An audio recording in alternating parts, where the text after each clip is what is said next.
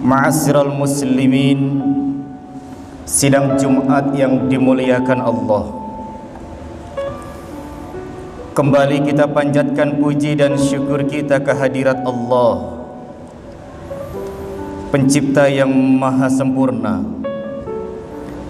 yang senantiasa mencukupi segala kebutuhan kita, memberikan berbagai macam karunia nikmat kepada kita, baik itu berupa nikmat iman wal Islam, nikmat sehat wal afiyah, nikmat panjang umur dalam rangka taat beribadah kepada Allah Subhanahu wa taala. Sehingga dengan curahan nikmat yang telah Allah berikan di sela-sela kesibukan aktivitas dunia kita masih diberikan kemampuan untuk menunaikan kewajiban kita sebagai hamba Allah yang beriman. Semoga salat Jumat yang akan kita tegakkan secara berjamaah ini tercatat sebagai nilai ibadah di sisi Allah Subhanahu wa taala. Salawat teriringkan salam terlimpah ruahkan keharibaan manusia yang paling sempurna akhlaknya, manusia yang paling santun tutur bahasanya, manusia yang paling harmonis hubungan keluarganya, manusia yang paling tegas prinsip hidupnya, manusia yang paling dalam cintanya kepada umatnya, ialah baginda Nabi besar kita Muhammad sallallahu alaihi wasallam, keluarga, sahabat dan kita selaku pengikutnya yang akan setia hingga akhir hayat. Melalui mimbar yang mulia ini, perkenankan sang khatib berwasiat wabil khusus untuk diri sang khatib dan umumnya untuk seluruh para jamaah. Marilah sama-sama kita tingkatkan nilai dan mutu ketakwaan kita kepada Allah. Takwa dalam arti menjalankan segala bentuk perintah Allah dan menjauhi segala larangan Allah. Hadirin ma'asyiral muslimin, sidang Jumat yang dimuliakan Allah, pergerakan waktu pada akhirnya menghantarkan kita berada pada ambang memasuki bulan yang lebih baik dibandingkan 1000 bulan. Bulan yang ketika Allah Subhanahu wa taala membuka lebar surganya, menutup dengan erat neraka-neraka, dan mengunci dengan kuat seluruh setan beserta bala tentaranya. Perkenankan kami untuk menyampaikan satu ringkasan materi perjumpaan seseorang kepada ulama karismatik Imam Hasan Al-Basri. Suatu seketika seseorang menghadap, menjumpai dan bertanya pada Imam Hasan Al-Basri. Dia berkata, "Wahai Imam Hasan, sesungguhnya aku sedang berada pada posisi persoalan yang menggelayuti relung pikiranku. Lama aku berdoa kepada Allah, lama aku bermunajat kepada Allah, lama aku meminta kepada Allah, namun tidak ada satupun untayan doa yang aku munajatkan kepada Allah Subhanahu wa taala itu dikabulkan oleh Allah. Sudikah engkau kiranya memberikan nasihat pada diriku agar aku tidak berputus asa, selalu bermunajat, mengharap, meratap dan berdoa kepada Allah Subhanahu wa taala?" Imam Hasan tersenyum seraya dia berkata dengan ungkapan nasihat butiran mutiara yang begitu indah. Imam Hasan menjawab, "Wahai saudaraku, benar, Allah tidak akan pernah mengingkari janjinya. Ud'uni astajib lakum. Allah akan mengabulkan setiap munajat, doa, permohonan yang diminta oleh setiap hamba-hambanya. Ketika kau merasa sekian lama berdoa kepada Allah namun tidak ada satupun doamu yang Allah kabulkan, salah satu penyebabnya adalah hatimu telah mati. Hati yang mati tidak akan mampu menghantarkan doamu kepada Allah. Hatimu yang mati tidak akan mampu mengguncang aras Allah. Ketika hatimu telah mati, untayan doamu akan berasa hampa. Jangankan Allah kabulkan, Allah dengarkan pun Allah tidak sudi. Ada beberapa hal yang mengakibatkan hati menjadi mati. Di antaranya adalah yang pertama, araftumullah walam tu'tuhu haqqa. Kamu mengenal betul Allah, namun kewajibanmu untuk menyembah Allah tidak pernah kau tunaikan. Siapapun kita ketika ditanya siapa yang menciptakan alam beserta isinya adalah Allah. Siapa yang mampu memutar balikan dan menggantikan malam menjadi siang adalah Allah. Siapa yang berkuasa mematikan dan menghidupkan kembali setiap manusia adalah Allah. Kita kenal betul Allah, namun kewajiban kita sebagai manusia yang Allah ciptakan dengan segala bentuk kesempurnaannya untuk beribadah kepada Allah, satupun kewajiban itu tidak ada yang kita tunaikan. Bukankah Allah Subhanahu wa ta'ala menciptakan kita sebagai manusia tiada lain dan tiada bukan adalah untuk beribadah kepada Allah. Wa ma khalaqtul jinna wal insa illa liya'budun. Permintaanmu terlalu membahana, namun sujudmu kurang rendah.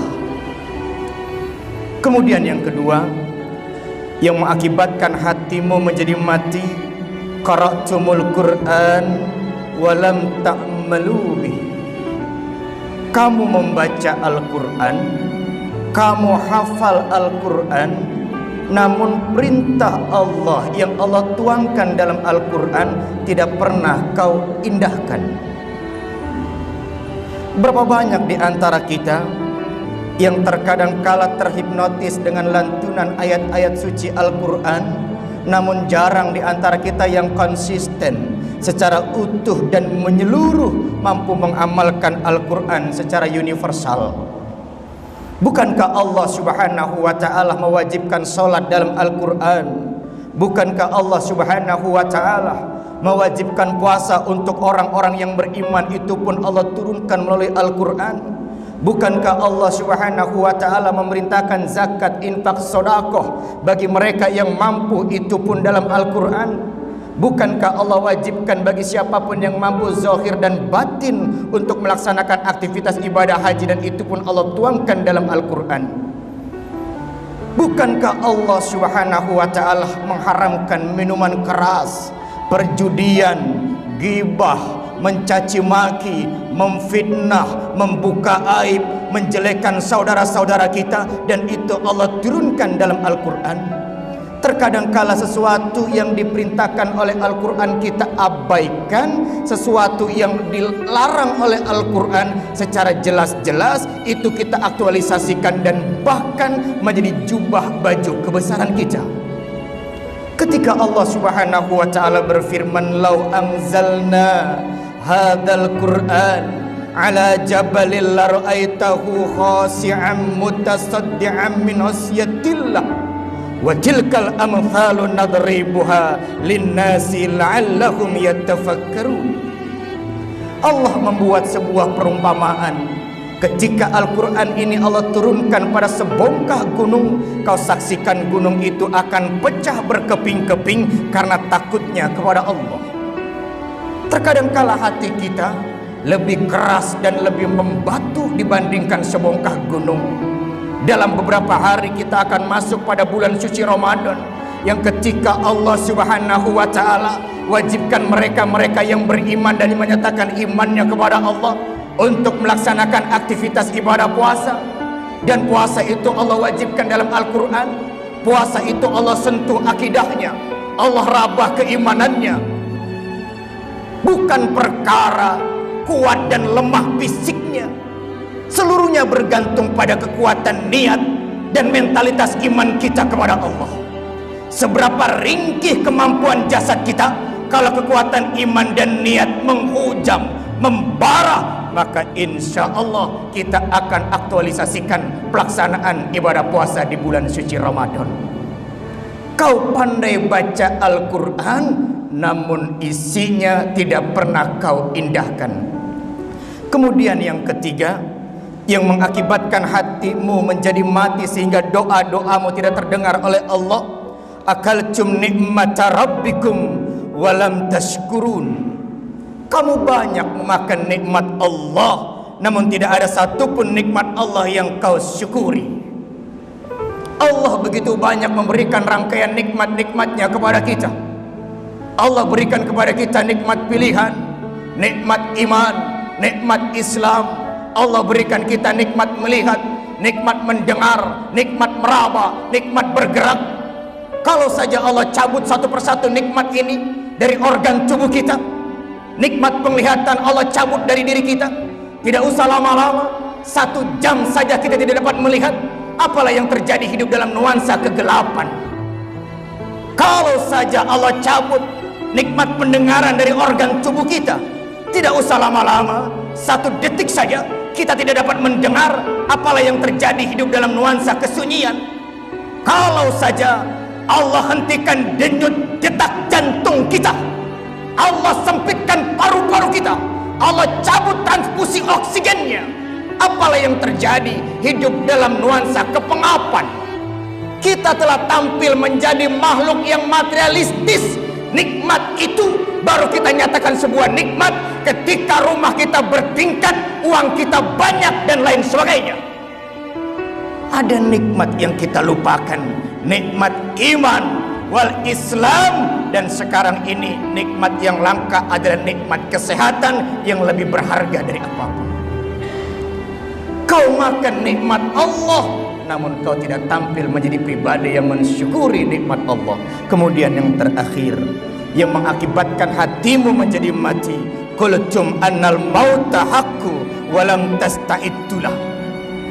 Kamu mengatakan dan kamu meyakini bahwa kematian adalah sesuatu yang pasti, namun kau tidak pernah belajar dari setiap peristiwa kematian dan kematian yang terjadi di antara kalian.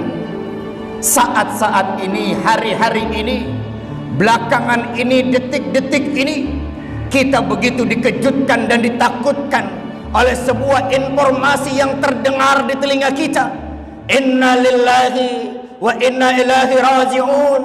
Kematian demi kematian terjadi di antara kita, bukan paruh hari, namun paruh per detik. Manusia tumbang, ruhnya dicabut oleh Allah daripada jasadnya.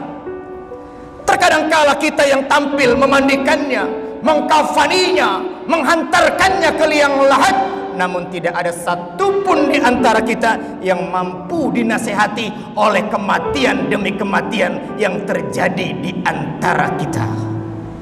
Kalau hatimu telah mati, doamu jangankan dikabulkan, didengarkan pun Allah tidak sudi.